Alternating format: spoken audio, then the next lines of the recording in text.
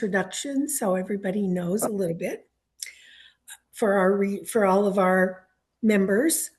I'm Okay.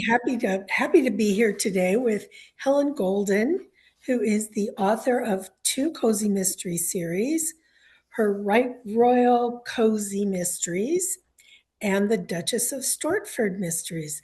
Duchess of Stortford is a historical mystery set in the late 1890s. So both are terrific series. I just have had such fun reading them. So Helen, thank you so much for joining me today. You're So very welcome. I just want to have, just a time to visit and talk a little bit, talk about your books, talk about your writing. I enjoyed thoroughly your little videos that you did when you were doing your writing retreat. They were such fun to kind of keep up. Thank you. That was very scary. I'm not used to doing those kind of videos straight to camera, and because I was in the middle of nowhere, so I didn't have like any facility to do a script or plan what I was going to say. So it was all very spontaneous, which I think probably people like, but it's a little bit scary. And then when you put the captions on, you realize how many times you say and and then you're conscious of it, and then you try not to do it on the next one, but you still do it, and in the end you just have to go. That it is what it is. Well, and we want to know who you are. So those kinds of things help. I guess, yeah. Yeah.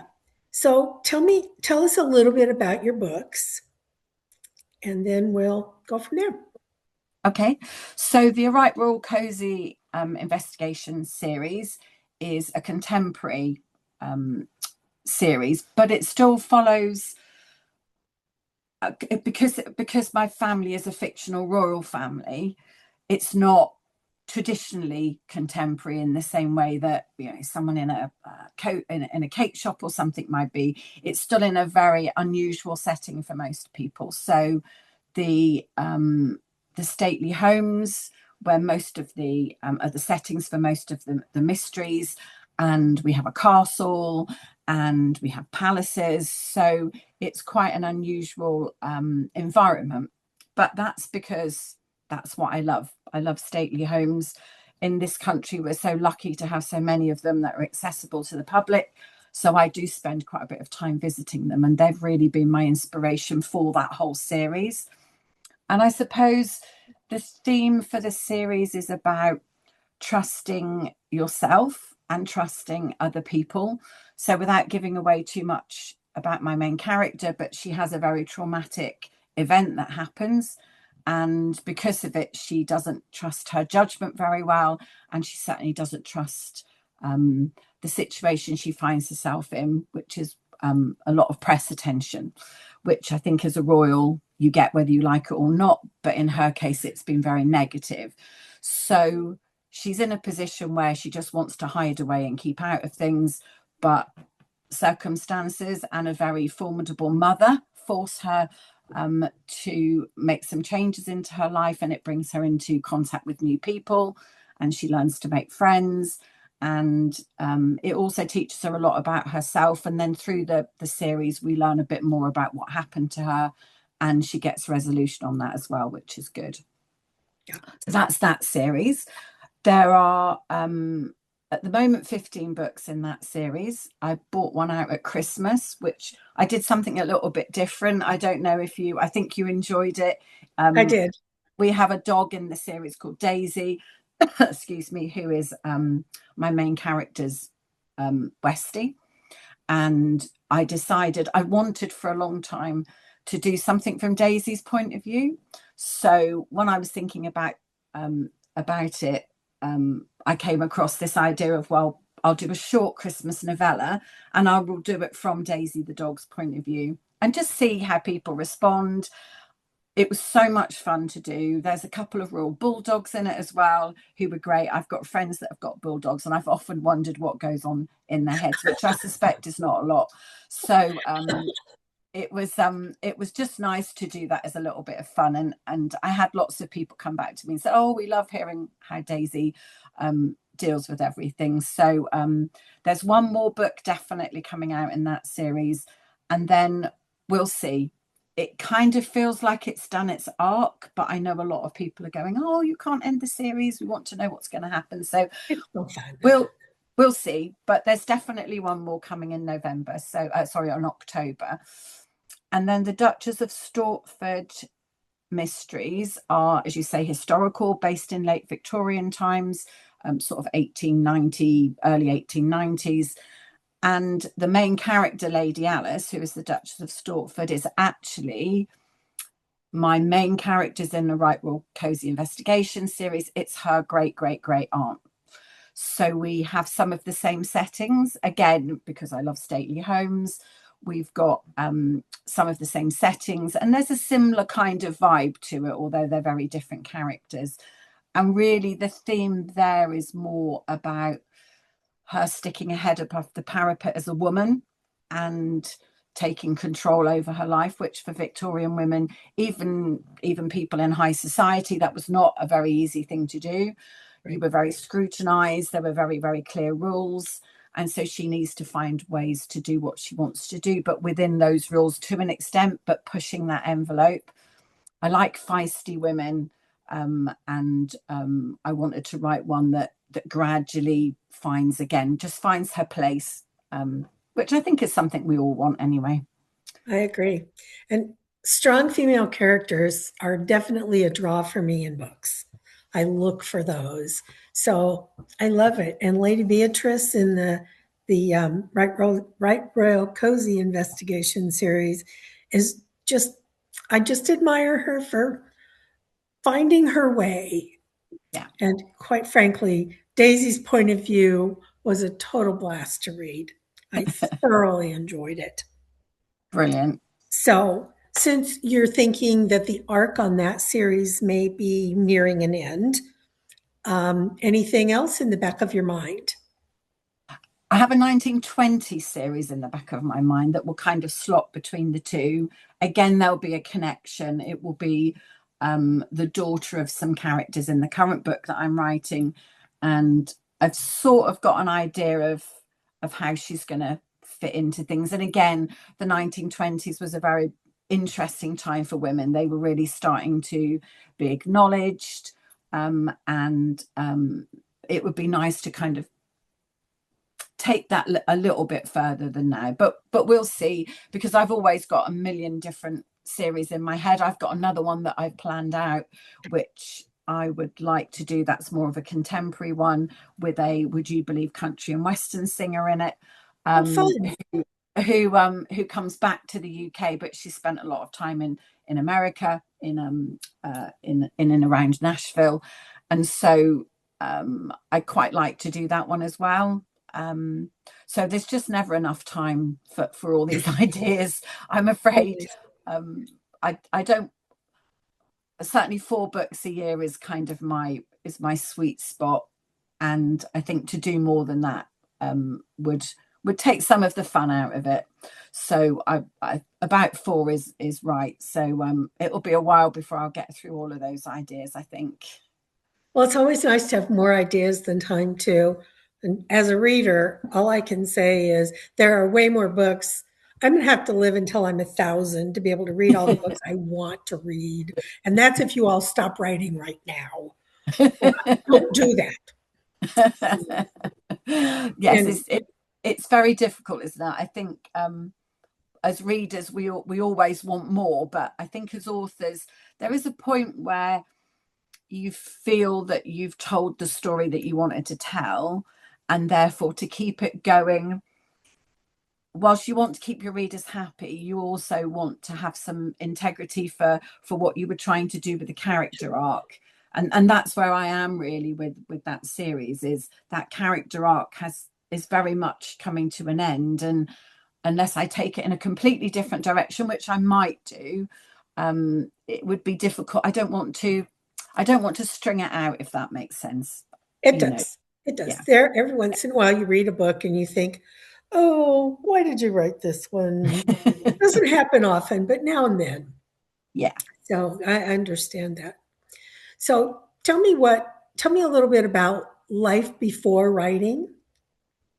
Was Okay, there so life before writing? oh, absolutely. So this is always something that surprises people, but I think because we talk about left and right brain, but I'm actually, my background is business and finance, which seems intuitively nothing like nothing creative, although there are people obviously who are quite creative when it comes to reporting financial things, but um always very happy to do finance. I was in quite a senior position and I enjoyed what I did. And then a couple of things happened, and I think you're probably aware because we talked. I talked about it in a video that I did, which is now on my YouTube channel. Someone very important to me died, but he was not just an important friend and a mentor, but he was someone who I worked with, and he owned the company. So myself and his wife had to kind of not wind things up. We sold the majority of the company to another business where we were able to keep all the staff employed, which was really our motivation. And we had to wind down a very small part of the business as well. And I just didn't feel like I wanted to carry on in the business without him. It had been his vision. And I felt we'd taken it to where it was. We'd sold the business, everyone was secured with their jobs, and they were going to be able to grow the business in a way that we would have done had we have been able to. So it felt for me time to just have a bit of a rethink. And my plan actually was to set up my own business and do financial consulting. And then, of course, COVID hit and everything changed. Sure. Um, People weren't looking to employ people outside their businesses. A lot of businesses weren't even working. And so I felt like it was almost, I was at a crossroads and I could make a decision about, do I just sit it out and then go down the path that I planned, or should I actually do something different? So I was fortunate to have a little bit of redundancy money. And I spoke to my husband and said, I'm thinking that I would quite like to write a book. And up until that point, it had been, what would you do if you won the lottery? And my answer would be, I'd buy a nice little cottage by the sea and write a book. In fairness, this was before I met my husband. I would have to take him with me, so it wouldn't be quite so quiet. But that was something I used to say, but having never written a book, I didn't really know what that involved. But I used to say it anyway. So I said to my husband, "Do you know what? I just feel like this is something I want to give it a go." Um, but I think perhaps because of my business background and my general kind of approach to life and to my whole working career, I actually found out about the business of writing a book. I found out about the business of publishing books and how all of that worked, so that I knew it would take time. I knew unless you're incredibly lucky, you don't write a book, put it out there, and everyone goes, "Oh my God, this is amazing. Here's lots and lots of money." For most authors, the reality is a lot of very, very hard work, and it takes a lot of time. And so I had a 5-year plan when I sat down and said, okay, this is what I'm going to try and do. And I started to write and I really enjoyed it. And so when I got to that kind of decision point, do I carry on? Do I really think I can make this work? And felt that the answer was yes, then I carried on. If not, I would have just gone, well, I've tried. It's not for me. I maybe would have carried on writing part time and I would have gone out and found something else to do. But I'm so lucky and grateful that it's worked out for me. And I think I said in that video, as traumatic as that experience was and going through that loss, it pushed me down a path that I don't know that I would have gone down without that event. So I'm very, very grateful that it turned out the way it did. Um, Well, I'm sorry for the precipitating event, but delighted with the outcome. So Thank you. anyway, so obviously we all know now you're from England. So Yeah. tell us a little bit about the area where you live. So it's known as being one of the flattest parts of the UK, which probably isn't saying much because anyone who lives in one of the biggest states in America will not even understand that probably our highest mountain here is not that big. But as far as the UK goes, it's quite a flat area. It's what's called East Midlands. So it's the middle of the country, but over towards the east side, but not on the coast. We're one county in from the coast. But the coast is where I was brought up, and that's where my fictional county of Fenshire is. But this whole area of Lincolnshire, which is where we are, and Norfolk, are known as kind of fen lands because they are land that was reclaimed from I don't know the history of it, but it was land that was kind of flooded and then reclaimed, and various kind of buildings were built. It's a lot of farmland. It's the second largest county in the country. It's very rural. Where we are, we're actually on the border of 3 counties. So we're actually in Lincolnshire, but we're right on the border of Leicestershire and Nottinghamshire. So we have a lot of options, which is nice to go and do things in different cities. We've got Lincoln is close by, Nottingham, Leicester, even Peterborough and Cambridgeshire isn't far. So if we want to go somewhere like a big city, we can do. We're only just over an hour from London on the train. So that's very useful. And we go straight into King's Cross, so we can go to London for the day. And in fact, that's closer than when we lived in Bristol, which is where we were before we moved here. We've been here about 9 years now. Before that, we were in the southwest of the country near the coast. I miss the coast, but I love the village that we live in. I love the community that we've got here. And it's very conducive for my writing. Nice. Very nice. So I noticed behind you, you've got lots of bookshelves. Yes, I I don't have. dare be in my office, which has also got a wall of bookshelves. Um, so lots of fiction, lots of nonfiction. Funnily enough, since I've been writing, what I read has changed. I don't read as much fiction as I used to. I'm always worried that it's going to seep into my subconscious and I'm going to regurgitate it. So I tend to read a lot of non-fiction. I love history. I love kings and queens. I love the history behind, as I said, homes. So I tend to read more like that every now and again. If I go on holiday, I'll grab some fiction books and take them with me. But while I'm kind of writing, I like to keep that to a minimum. Although I do still read Cozies, they are the thing that I've read for a long, long time now. So I will read them occasionally. And if you're on my newsletter, I normally do a review. But the things I'm really reading at the moment tend to be non-fiction. Behind me here are actually, I think, my paperbacks, my large print paperbacks, my German and French books, and then up there are recipe books. Uh-huh. And Okay. then behind So, here, which is rather kind of strange, sort of crisscross shelf arrangement, are some kind of non-fiction books about various country homes and things like that. So so research. research very much, and quite a few Victorian books as well. About I really enjoyed doing the research for the Victorian period, and it was very interesting. I bet it was.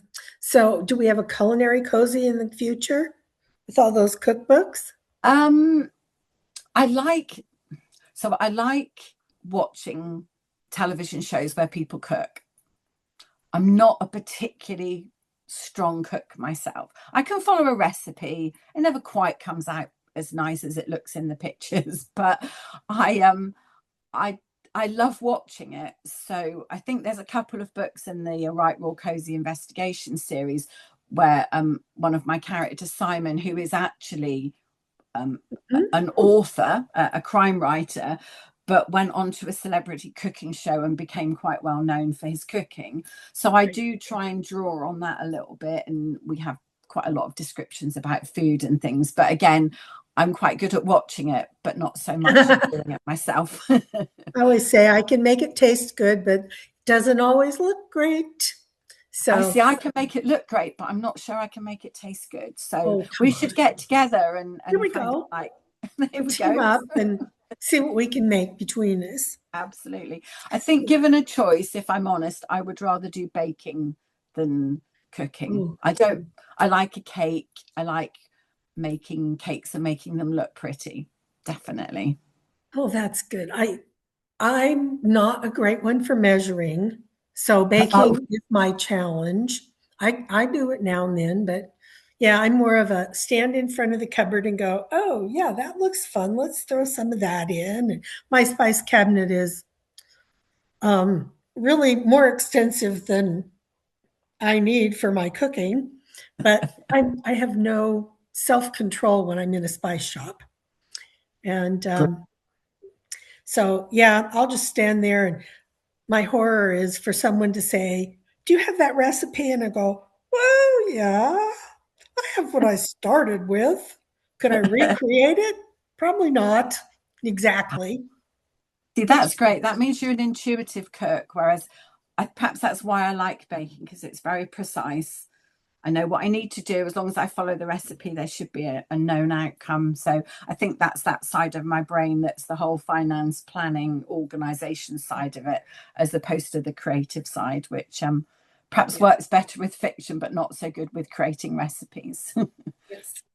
So, on a whole different subject, Miss Margot, how is she Yes. doing? I know she's had some problems.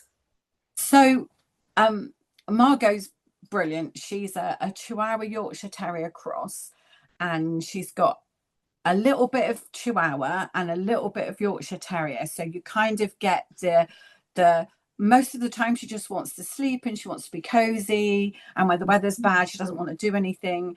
And then you get this little glimpse of a terrier where you take her outside and she'll run forever and she's sniffing around and she's jumping in, chasing squirrels, and she's very much got the terrier gene. One of the things that happens with, I believe, chihuahuas, it's a known thing, is their thigh bone has like a groove in it that the kneecap sits in, and it can sometimes not be deep enough, so the kneecap comes in and out. It's called a laxating patella, and often they're born with it, and it's not always a problem, but sometimes you get this little hop. You might see, quite often you see terriers as well, Westies are known for them Mhm. having this little hop when you're following them. Sometimes that's just the knee coming out and then it pops back in, and it's not too much of a problem, doesn't normally give them any pain. But she was playing around with a puppy probably about 18 months ago, and she was doing some mad zoomies, and then when she'd finished she was hopping, and we thought maybe this knee had just caused a bit of a problem. So we went to the vets, and anyway, long story short, she needed to have an operation to repair her cruciate. Ugh. And when she went to have it, this was last February, they took x-rays and they said, right, we're going to do the left one, but the right one is going to need doing as well quite soon. And we said, okay, she wasn't hopping on the right one, but it was the left one that had the damaged cruciate. So they fixed it. And it's hard keeping a dog from doing anything, isn't it? And when It you've is. got one that is either at 0 or at 100 miles an hour, she zooms up the stairs, she jumps on the sofa, it's very hard. So we had quite a long period of time when we had to really restrict her. We didn't like having her in a cage, but we did that when we were with her, but the rest of the time she sat in a bed on my desk while I was writing. But Oh, she needed quite a lot of attention and stuff, but she's fine. She got through it. We had physio, and but we knew that the other leg needed doing because we'd been told it did. So we psyched ourselves up, was all prepared to have it done last week. Went to see a different consulting vets because the one that we'd seen before had gone back to, I think they were Polish and they were only here for a short period. They'd gone back, and that particular vets didn't have anyone who could do the operation. So we got referred somewhere else. And when we turned up last week, with all her stuff, expecting to leave her there to have the operation, he said, oh, her knee's coming out, but it doesn't seem to be giving her any problem. I don't think there's anything wrong with her cruciate. She seems fairly stable. She's not in pain. We don't think she needs to have the operation. And we were like, brilliant. And he was Yeah. going, and he said, I could do it if you want. And we're like, no, no, no. If she doesn't need it doing, we really don't want to have it done. So No. we brought her back home, and we're really, really pleased. And Good. yeah, and so she's carrying on as normal, and we're very happy. I think there's a chance that the physio she's been having over the last year has just stabilized that leg Sure. just that bit more than it had before. Yeah, she's all good. So fingers crossed. Yeah. She won't necessarily need to ever have it done. So That would be awfully wonderful. it would be brilliant. Yes, it would. Well, good. All right. So, tell us a little bit. I know you went through them in your videos, but tell us a little bit about your writing process because I Okay. know you have I a have way of quite a I have quite a planned process. So again, I think it's that whole side of my brain that's the finance planning. It's just I think it's ingrained in my DNA now. So I like to have a plan, but there's also a bit of a balance between having a plan and allowing your creativity to kind of go where it needs to go, so that your story has some organic element to it. So I I have my characters beforehand. I have my murder. I have my murderer. I know who my suspects are, and I know my setting, etc. So I will do a plan of roughly what's going to happen. I work on a 4-act structure. Different people work on different structures. 4-act works for me. The first kind of act being sort of setting the scene, the second act being we find out more about what happened and we start to investigate, the third act being when the investigation becomes really important, we start to get rid of some suspects, sorry, not get rid of them, I mean clear them, they've got right. alibis, and it leads us up to the end where we find out who's done it, why they've done it, and then we go back to the new way of doing things now this incident has happened. So that's my kind of structure, and it's a fairly standard structure, I think, for most mystery writers. We all want to think that what we're writing is the first time anyone's ever written this and the first time anyone's ever had this idea, but the reality of it is it's all been done probably a million times before, just with varying degrees of variation. But so I like to have my structure. I like to know what's going to happen. I think it helps not having writer's block. But if while I'm writing, things start to kind of move in a direction, I'll let them go to a certain extent, because sometimes that's when you get your best ideas. And sometimes you'll go, actually, oh, I could do this as well, and that would really tie in, and that would make it even more interesting. And so you do refine it as you go along, but I think having that basis of just knowing where I'm going means that I go along the process quite smoothly. I'm not someone that could just sit with a blank piece of paper in front of me and go, oh, okay, I'm going to write a book now. That's just not how things work for me. But the more you think about it, the more it's in your head. Actually, your brain starts to make all these connections, and then you can develop things as they go along. I think I talked a little bit in my videos about how I then approach my writing of a chapter, which is I write story beats. And it's almost like I can see it in my head. So I think if you read my story beats, you would be able to imagine what was going to happen. It will say things like, he walks in and they discuss X, Y, and Z, and we find out this, and they're quite detailed.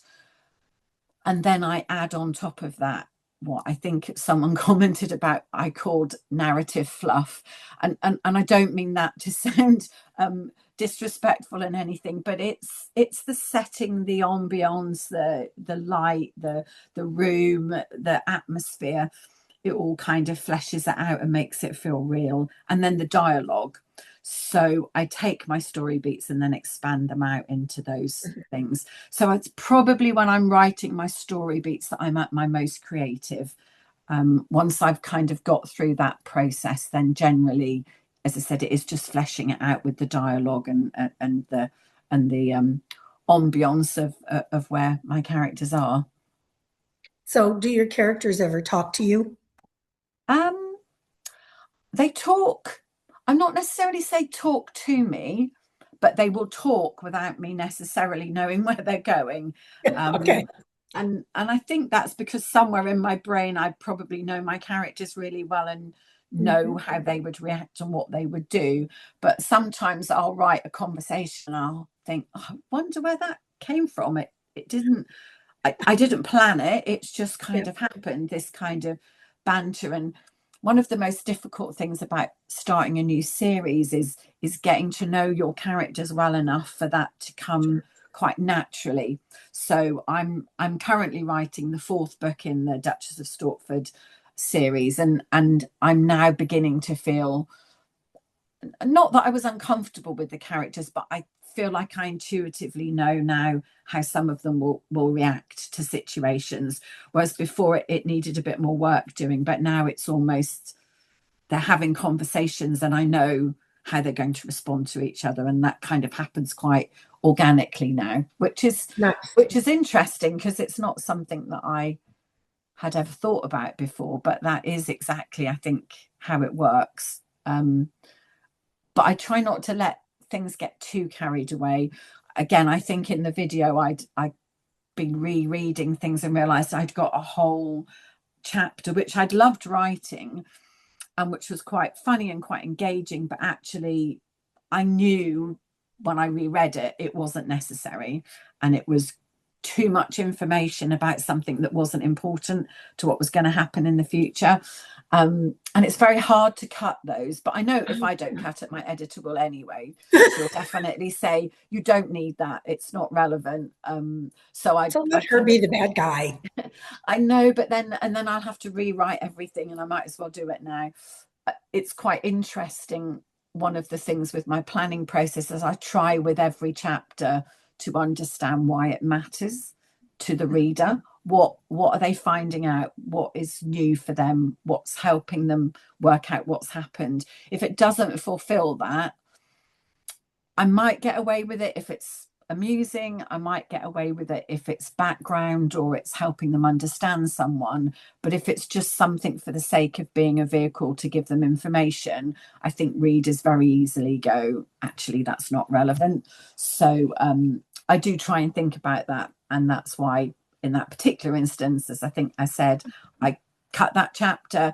And it's heartbreaking when you spent time writing a whole chapter and you have to go, I really only need a little bit of that and slot it somewhere else. And instantly it's, oh, that's so much better. But I've got this whole scene, Oh, which maybe it'll fit somewhere else in another book.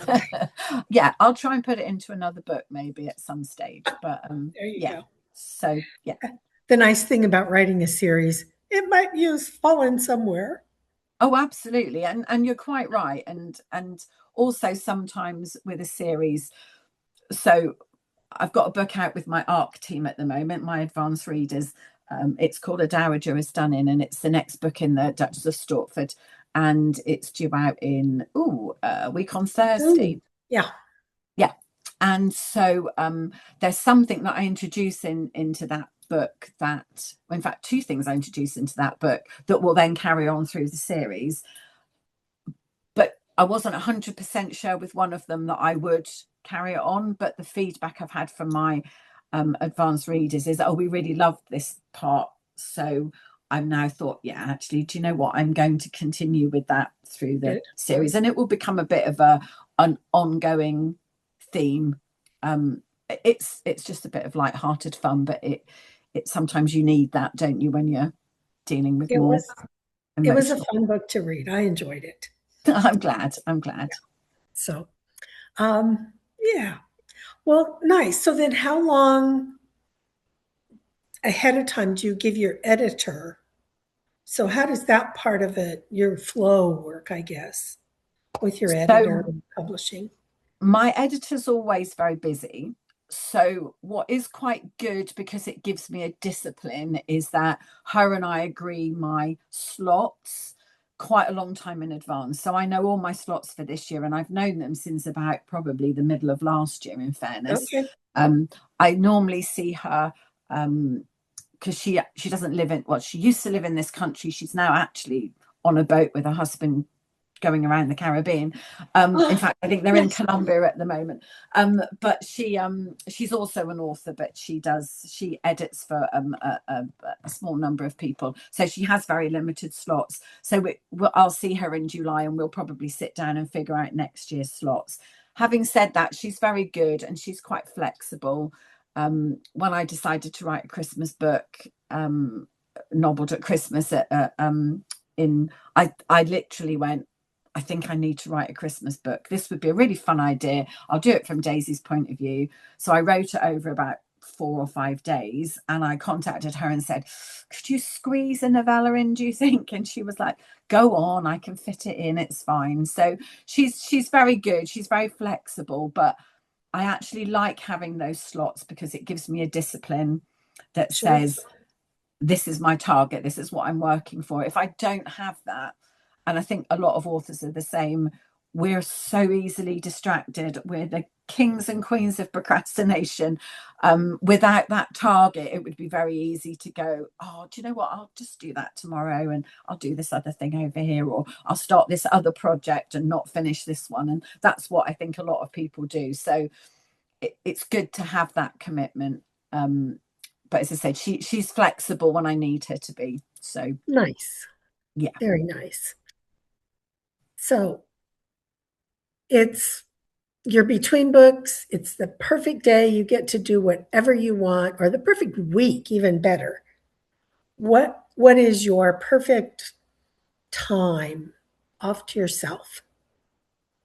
Um, do you know what? It's very interesting because it's something at the moment. I've been working very hard since I started writing, building up my business.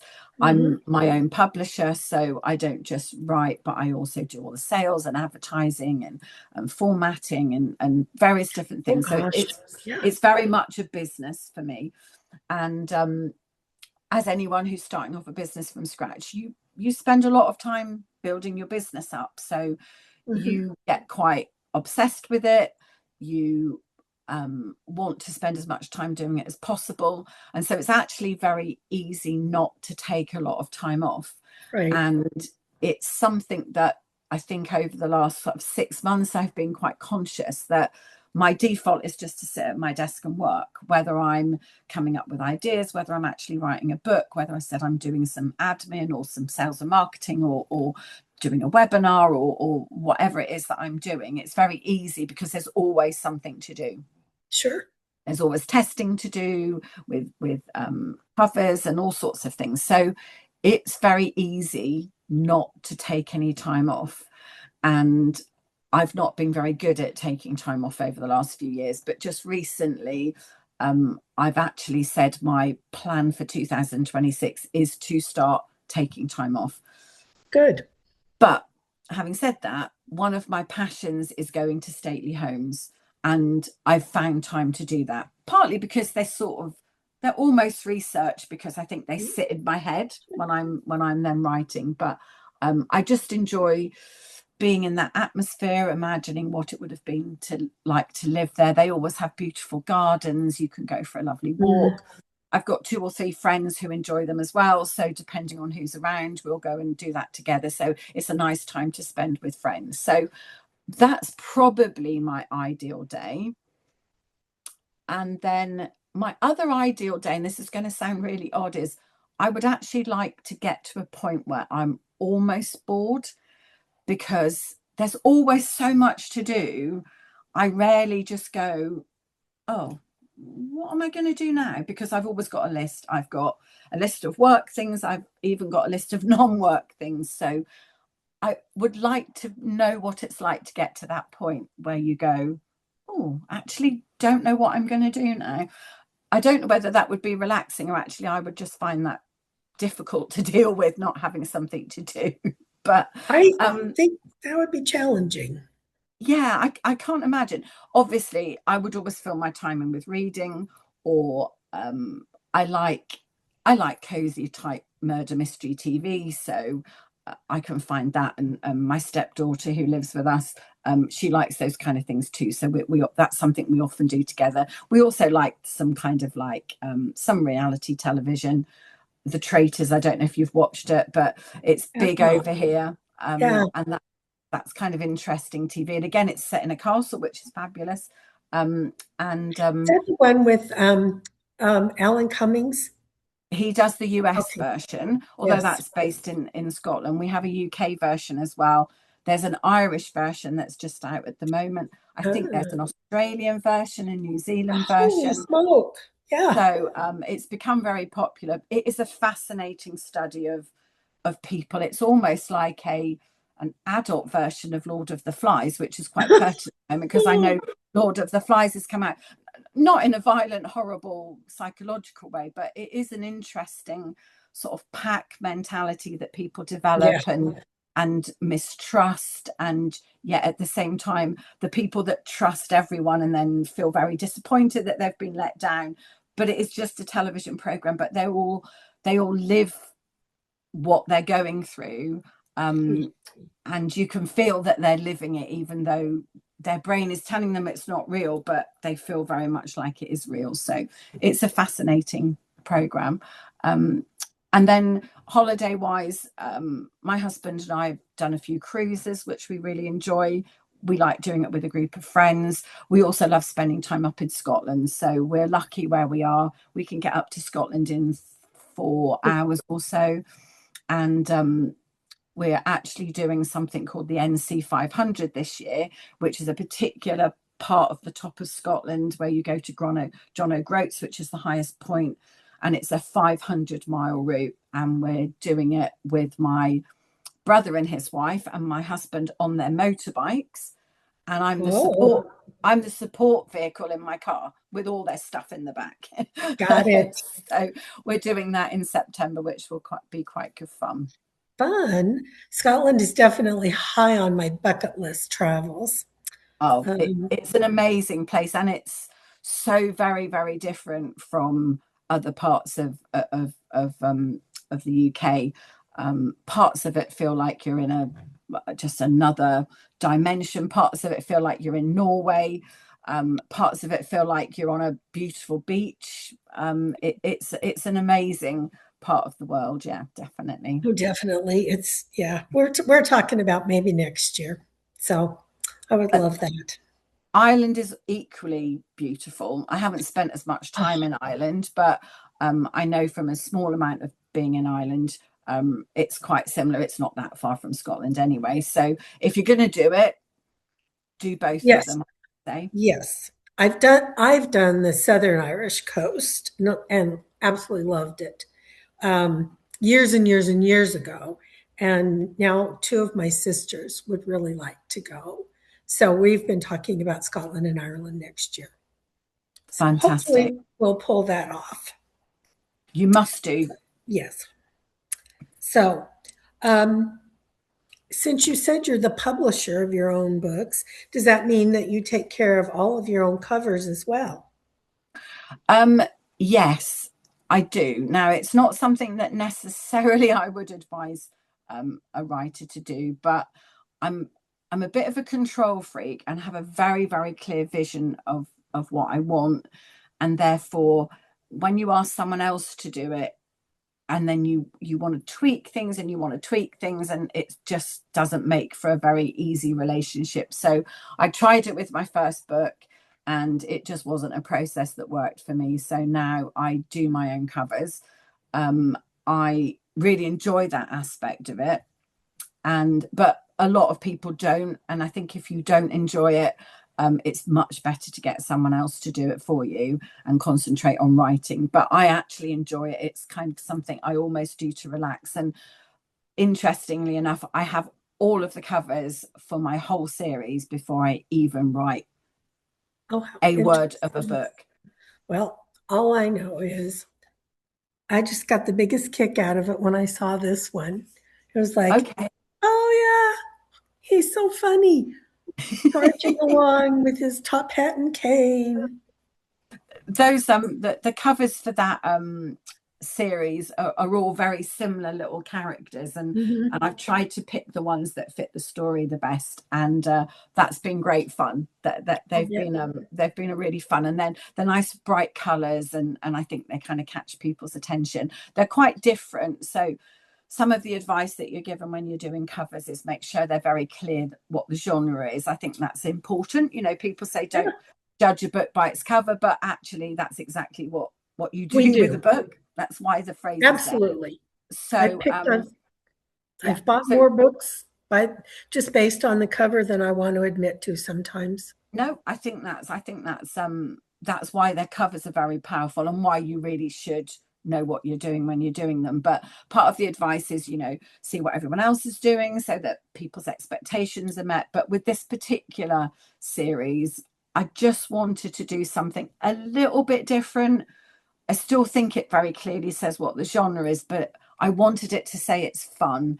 And with a lot of Victorian mystery, it can be quite dark. There's a lot of street lamps and silhouettes. And Mhm. I just wanted it to be in your face. You pick this up and you just know it's going to be light-hearted and fun.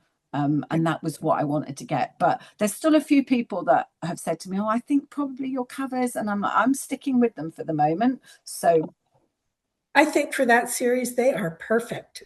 thank you. I That's I good to really know. enjoyed them. Yeah, I mean, most of them are on Kindle for me, but they're just fun, you know.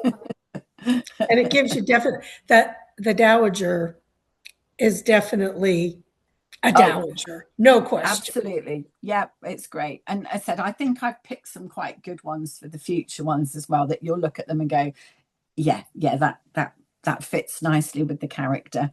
So Good, that's good. good. All right. Well, so we've talked a little bit about TV shows, movies. Favorite movies? Something you're looking Favorite move Favorite movie of all time is actually Chariots of Fire. I don't know if you've ever seen it, but for. Hmm. I just find it a very powerful, moving film. There's nothing, there's no blood and guts in it, there's no car chases in it. It's just about people, but it's also about history and about doing monumental things. And even though I've watched it however many times, I'm still on the edge of my seat. Oh, are they going to win? Are they going to You win? went, So yeah. it's very well done. So it's probably my all-time favorite film, although I appreciate it's quite dated these days. I probably don't go to the cinema now. We were saying this the other day. We don't go to the cinema as much as we used to. I think because a lot of the films for me just don't appeal because they're very loud and fast and stuff, and maybe that's just not my vibe. I like something a little bit more gentle. So I like the Knives Out films. That Yeah. I thought they were Those very well done. last one Love was the a little strange, but Well, I haven't seen that one yet, so I it's shall. it's a little different than Is the it other. okay? Yeah. It Okay. was it was good, but not my favorite Did of the you watch the Thursday Murder Club? I did. I love those books. It's great, isn't it? Yeah, it was a lot of fun. Yeah. Yeah. I thought um yeah. I think I think it captured the spirit of the books very well. Yes. And so I'll look forward to more of those. And I think probably in terms of films, it depends on the kind of vibe I'm going for. So we get Hallmark over here. So we've got some mysteries that they do. And I think if I'm just in that kind of, I just want to be entertained and not have to think about it, I stick one of those kind of mysteries on, and they're always a bit of fun. And They're then at fun. Christmas, there's the kind of classic sort of, Yeah. Christmas films, which I do enjoy. And I think there was one that we revisited, like Santa Claus. We hadn't seen that for a few Oh, years. that's a fun Watched one. that Yeah. this year, and it's good fun stuff. It's very feel good. My husband always knows whether I will like a film because if it's got a PG or a 12 on it, or anything below, I'll be fine. Anything more than that, you get to a 14, 15, woe betide an 18, and I'm out. It's obviously not going to be suitable for me at all. I like my entertainment to be gentle and easy. I don't want to be reminded of how awful people are. That's not my thing I can personally. watch the news for that. I do not need to Yeah, entertain myself there. absolutely. Yeah. Similar taste. So, Good, well, how good. fun. How fun.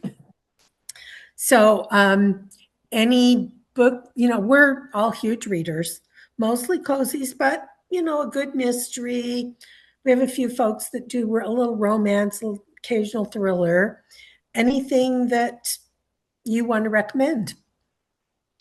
So I would say, even though these aren't new authors, I would say that my favorite kind of go-to authors are MC Beaton. Mhm. So she wrote all the Agatha Raisin books, but she also wrote Hamish Macbeth, which is a Yeah. great series, again based in Scotland. She also wrote quite a lot of fun Regency, light-hearted, not mysteries, just sort of romances, but again, kind of feisty women, which I quite like. Very easy reading. There's a whole kind of series of them. There's a series of them of all with women's names, and they all go on different journeys, or they're all part of the same family. So there's a nice connection there. Simon Brett is someone who I think is hugely underappreciated. He has a fantastic character called Charles Parrish, who is basically a washed out actor who picks up kind of bits of work and drinks more than he should do, which is his biggest downfall. But he's a reluctant sleuth that just gets involved, and they're really great on audiobook as well.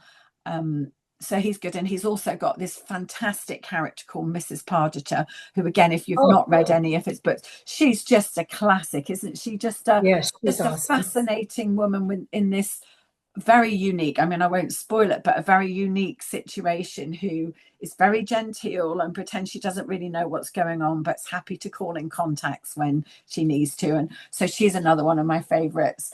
And then I do like the 1920s, kind of 30s, 40s. So Dorothy L. Sayers, again, very classic. Right. But I do read, as I said, I do read current cozies. I've got other author friends, and I often we read each other's books. Nice. And so there's lots of people around, but I think my taste is still quite classical whodunits. Yeah, Mhm. definitely. So So Agatha Simon Christie. Brett. Simon Brett is who I would Simon Brett. recommend if you don't know him, definitely. I Yeah. I have some of the Mrs. Pargeter books. In fact, I just found a couple on audio that I'm going to give a try. Brilliant, Be brilliant. fun. Well, if you're going to look on audio, then look for the Charles Parrish Okay. books, because it's Charles Paris, actually, Paris, as in the Okay. city, because they're almost like little plays. And they've got a brilliant actor called Bill Nighy, who was in Oh, Love Actually, yes. and he plays Charles Parrott, and he plays it just brilliantly. And again, if you like audio, I would also recommend the Agatha Raisin. So the television program takes it a bit to a Yeah. high extreme, but Penelope Keith, again, a very well-known British actress, plays Agatha Raisin in the books. And in the book, she's actually quite an abrasive, kind of rude woman, really. I mean, she's charming in some respects, and you grow to love her over time, but you wouldn't meet her and instantly go, she's a warm and fluffy person. um, and Penelope Keith, again, plays her brilliantly. She reads the books brilliantly, and there's quite a lot of those. So they're the MC Beaton Agatha Raisin series, again, very good on audio. Nice. So, speaking of audio, are you going to have your books out on audio? So I have the first 4 books in the A Right Royal Cozy investigation series out now. One of them literally came Okay. out 3 or 4 days ago. I don't do my own audio. It's very time consuming, it's very expensive, and it's quite hard to promote. So I have an audio publisher, so I don't have control over the schedule, but they have the first 6 books. I said the first 4 are out, and then the next 2 are coming out. They're all being recorded at roughly the same time. So those 2 will come out in the next few months, and then I'll have another chat with them towards the end of the year and see whether they want the next 3. Hopefully they will. And then a different publisher has picked up the Duchess of Stortford rights to audio. They are currently being recorded. I've just signed off the narrator, so which was very interesting. So they're currently being recorded at the moment. I'm hoping they will come out. They've also got a dowager who's done in, so hopefully that won't be too far behind the book. And then I'll talk to them about the next ones as each one comes out. So I'm really keen to get audio out there, but as I said, it's not necessarily my decision. That Right. schedule is theirs. Yeah. Yeah, it's always just kind of fun, and I'm a late comer to audio. Only about a year and a half ago, when I started, and it's like, oh, what have I been missing all this time? All this time I've wasted. I could have been listening. Well, So, one of the things I do is I listen to audiobooks when I'm in the car. I go down to Bristol quite regularly. I've got a lot of friends there, and as I said, we travel up to Scotland quite a lot. So they're perfect for a kind of a nice right, long journey. right. So I definitely I'm a big fan of audiobooks. Yeah. Excellent. So, is there anything else you would like to share with our members who are huge readers? No, I think just to say thank you. I think one of the nice things about cozy readers is that they're very good at making contact, and I love hearing from my readers, and they like the characters, and that makes me very happy because I love my characters, but I love the fact that other people love them as well. So it's always nice, and everyone's very friendly and very accommodating. So I'm very grateful for my readers and for the contact I have with them.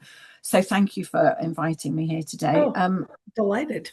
It's been really good fun. I said I'm just starting to get used to doing this kind of face-to-face stuff with people, because I think a lot of authors would quite happily just write and no one ever know what they look like or what they had to say. But I appreciate that people are curious, and Oh, yeah. yeah. Our readers love it. And so please feel free to drop by the page anytime. If you want to Thank do cover reveals or new announcements, feel free to post on the page. We would love that. Brilliant. I will And do. stay in touch. I I'll will. I'll be looking forward to those next books. Thank you. Thank you All so right. much. Take Thank you. care. Bye. Bye. Bye.